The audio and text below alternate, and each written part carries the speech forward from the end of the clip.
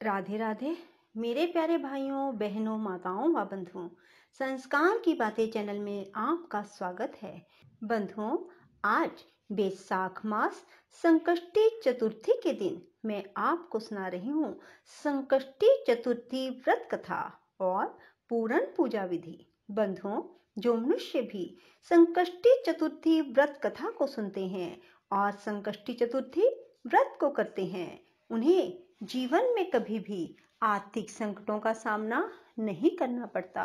भगवान श्री गणेश और चौथ माता उनकी पल पल रक्षा करती हैं, उन्हें सभी संकटों से बचाती हैं। बंधुओं, पूर्ण विश्वास सच्ची निष्ठा के साथ संकष्टी चतुर्थी व्रत कथा को सुने। बंधुओं, यदि आपने YouTube चैनल संस्कार की बातें अब तक सब्सक्राइब नहीं किया तो जरूर करें और बेल आइकन दबाना ना भूलें, ताकि आपको हमारी आने वाली सभी वीडियोस की जानकारी आप सबको हो सके। बोलो विनायक महाराज की जय, चौथ माता की जय। बंधुओं, हर महा चतुर्थी तिथि शुक्ल पक्ष और कृष्ण पक्ष 2 बार आती है। बंधुओं, शुक्ल पक्ष की चतुर्थी को विनायकी चतुर्थी और कृष्ण पक्ष की चतुर्थी को संकष्टी चतुर्थी कहा जाता है। बंधुओं, आज कृष्ण पक्ष की संकष्टी चतुर्थी है। बंधुओं, संकष्टी चतुर्थी का मतलब है संकट हरने वाली। बंधुओं, इस व्रत के करने से भगवान गणेश प्रसन्न होते हैं। महिलाएं अपनी संतान की मंगल कामना और लंबी उम्र के लिए निर्जला व्रत रखती हैं। भगवान गणेश की प्रथम पूज्य देवता के रूप में आराधना की जाती है, इसलिए कोई भी शुभ कार्य करने से पहले भगवान गणेश की आराधना की जाती है। इस चतुर्थी में श्री गणेश जी के उपवास के साथ कथा भी सुननी चाहिए। बंधुओं, संकट चौथ के दिन महिलाएं सुबह स्नान आदि करने के बाद उपवास रखने का संकल्प लेती हैं और चंद्र दर्शन के बाद ही उपवास तोड़ती हैं। कई स्थानों पर महिलाएं इस दिन कुछ नहीं खाती, वहीं कुछ स्थानों पर महिलाएं उपवास तोड़ने के बाद खिचड़ी, मूंगफली और फलाहार करती हैं। इस दिन शकरकंद खाने का भी बहुत महत्व है। संकट चौथ पूजन विधि: सुबह स्नान के बाद सफेद कपड़े पहनकर गणेश जी की प्रतिमा को ईशान कोण में एक चौकी पर स्थापित कर दें। ध्यान रहे, चौकी पर लाल या पीला कपड़ा अवश्य बिछाएं। फिर गणेश जी की प्रतिमा पर गंगा जल छिड़ककर उनकी पूजा शुरू करें। इसके बाद रोली, अक्षत, दूर्वा और फूल चढ़ाएं। फिर पान, सुपारी और लड्डू का भोग लगाएं। इसके बाद देसी घी और धूप आदि से उनकी पूजा करें और आरती उतारें। ओम गणेशाय नमः मंत्र का जप करते हुए भगवान को सब कुछ अर्पित करें। संकट चतुर्थी के दिन तिल और गुड़ का भोग भी बनाया जाता है। महिलाएं समूह में एकत्र होकर भगवान गणेश जी की कथा सुनती और सुनाती हैं। संकट चौथ व्रत कथा। सभी मेरे साथ मिलकर बोलिए, गणेश जी महाराज की जय हो। एक बुढ़िया का लड़का सवेरे गायें चराने जंगल में जाता, सांझ पड़े घर आता।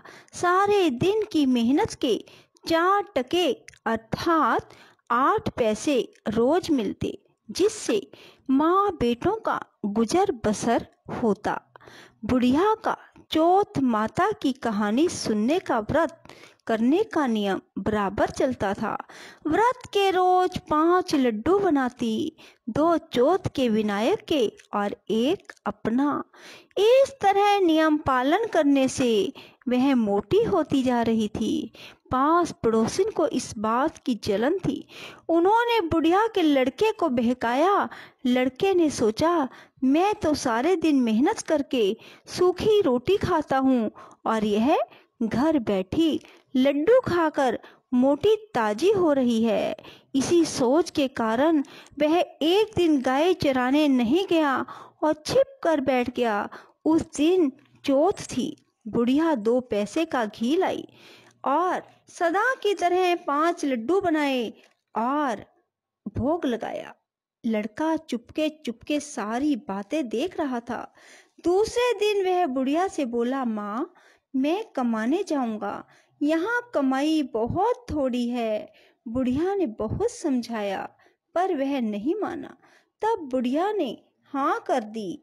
जाते समय कुछ अनाज के दाने और एक पानी की कलशी दी। इनसे वह रोज कहानी सुना करती थी। जाते वक्त बुढ़िया ने समझाया, ये दोनों चीजें तेरी संकट में सहायता करेंगी, सो सदा अपने पास संभाल कर रखना। सवेरे ही चल पड़ा।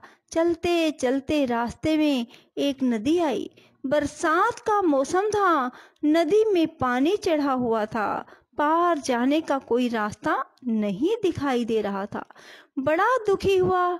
बुढ़िया की बात याद करके उसने हाथ में अनाज के दाने लिए और विनती की, हे चौथ माता, मेरी माँ मेरे लिए ही तेरा व्रत करती थी तो बहता पानी कम हो जाए और मुझे पार जाने का रास्ता मिल जाए। इतना कहकर कलश में से पानी लेकर छींटे दिए। रास्ता मिल गया। लड़का पार हो गया। आगे जंगल में पहुंचा तो एक शेर मिला। लड़के के होश उड़ गए। उसने झट अनाज के दाने हाथ में लिए और विनती की, हे चौथ माता, अगर मेरी माँ ने मेरे लिए व्रत किए तो यह सिंह गाय बन जाए। पानी के छींटे देते ही शेर गाय बन गया और चरने लगा। लड़का आगे निकल गया। सांझ होते होते एक गांव में जा पहुंचा। गांव में घुसते ही एक बुढ़िया का घर आया। अंदर जाकर बुढ़िया से रात बिताने के लिए जगह मांगी। बुढ़िया ने दया करके हाँ भर दी। वह ठहर गया। रात को उसने देखा कि बुढ़िया मालपुए बनाती जा रही है और रोती जा रही है। लड़के ने अचंभा किया। बुढ़िया से पूछा, बुढ़िया माई, यह क्या बात है? बुढ़िया ने बताया, बेटा, यहाँ का राजा छठे माह एक पकवान पकाता है और पकने के लिए हर बार एक आदमी की बलि दी जाती है और उसका नियम यह है कि बारी बारी से हर घर का एक आदमी लिया जाता है। आज मेरे 7वें लड़के की बारी है। उसको आज मालपुआ खिलाऊंगी। सुबह होते ही राजा का बुलावा आ जाएगा। लड़के ने कहा, माँ, चिंता मत कर, कल तेरे लड़के के बदले मैं चला जाऊंगा। बुढ़िया ने कहा, दूसरे के बदले कौन मरता है, मैं तुझे क्यों भेजूं? लड़के ने कहा, नहीं, मैं जाऊंगा। ला, मालपुए मुझे खिला दे। बुढ़िया ने मालपुए खिला दिए। लड़का खा कर सो गया। सुबह होते ही राजा का सिपाही आया। बुढ़िया ने उस लड़के को उठाने के लिए बर्तनों की आवाज की और बड़बड़ाना शुरू किया। लड़के की आंख खुली, बात समझ गया और जाने के लिए तैयार हो गया।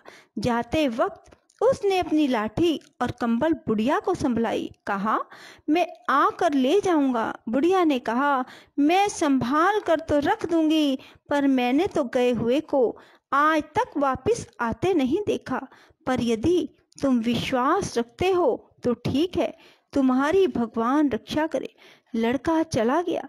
जगह पर जाकर लड़के ने देवताओं को याद किया। अनाज के दाने निकालकर पानी की घंटी ली और चौथ विनायक को याद करके अपने चारों तरफ देखा और एक चौकी पर बैठ गया। कजावा चिनकर आग लगा दी गई। तीसरे दिन कुछ कुम्हारों के लड़के खेलते हुए उधर से निकले। उनके हाथ में से एक पत्थर का टुकड़ा उछलकर कजावे पर जा पड़ा। पत्थर पड़ते ही उसमें बर्तनों की टंकार निकली। बात सारे गांव में फैल गई।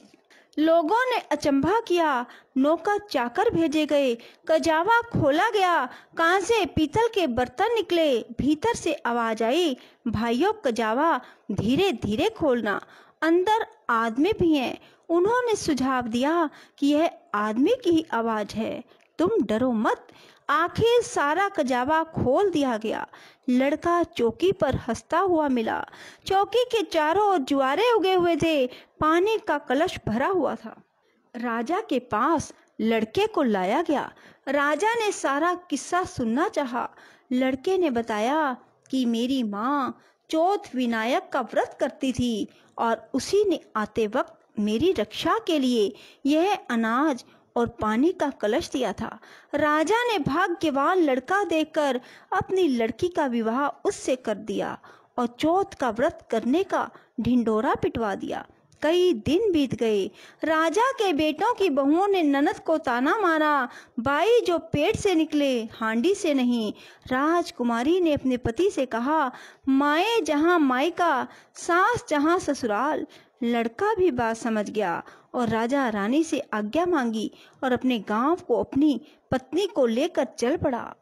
गांव के पास पहुंचते ही देखने वालों ने बुढ़िया को खुशखबरी दी। बुढ़िया को विश्वास नहीं हुआ। उसने उपलों के ढेर पर चढ़कर देखा, बेटा बहू आते दिखाई दिए। बुढ़िया ने चौथ विनायक को बार बार नमस्कार किया। बेटे बहू ने आकर बुढ़िया के पैर छुए। घर में आनंद छा गया। गांव में चौथ के व्रत का ढिंडोरा पिटवा दिया गया। सब कोई व्रत रखे, कहानी सुने। 12 नहीं तो 4, 4 नहीं तो 2। बोलो चौथ विनायक की जय, संकट चौथ माता की जय। राधे राधे, जय श्री कृष्णा। बंधुओं, यदि आपको हमारी वीडियो पसंद आए तो इसे लाइक करें और शेयर भी जरूर करें। धन्यवाद।